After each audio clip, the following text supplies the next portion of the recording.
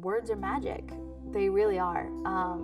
It sounds cliche, but when you find the correct word, it hits someone, directly in the heart. And it's such a unique experience to hear something that connects with you. So, when someone puts it to paper something that you felt before but never had the words for, and now you see them in front of you and you go, oh, this is me. I'm looking at what I feel inside on a piece of paper. And there's just such a power to that, for the reader and for the writer. So my name's Sarah Jane Mulvey. I am a poet, writer. I'm currently serving as the poet laureate of the city of New Bedford. I've lived in New Bedford my whole life, and so, my art comes from sort of life experience here in the city. And so to wear that title is a lot of fun for me because it's kind of just a continuation of my experiences here in New Bedford that, you can't get anywhere else. Poet Laureate has been a title that kind of existed in the courts of royal society as someone who wrote poetry to commemorate important historical events or, important milestones.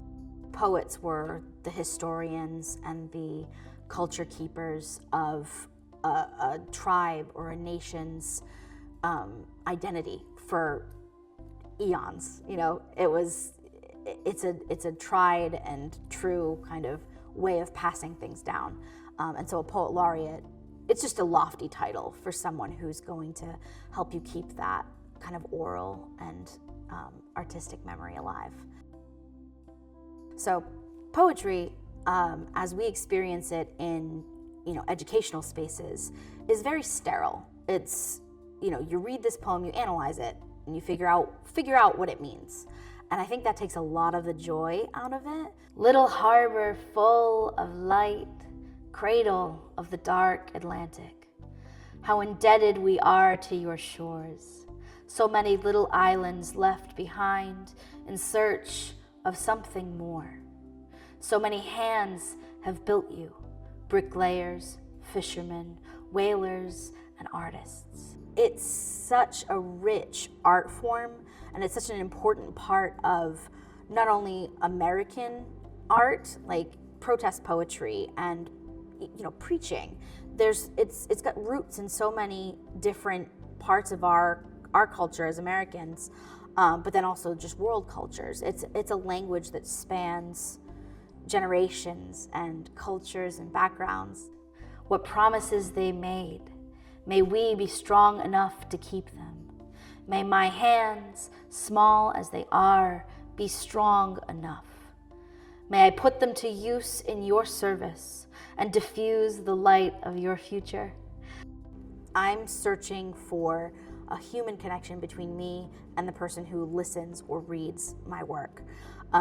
We may be decades and generations apart from each other, but if I can find a way to communicate what I'm feeling through words, there's a chance that someone 20 years from now is going to understand what I'm saying.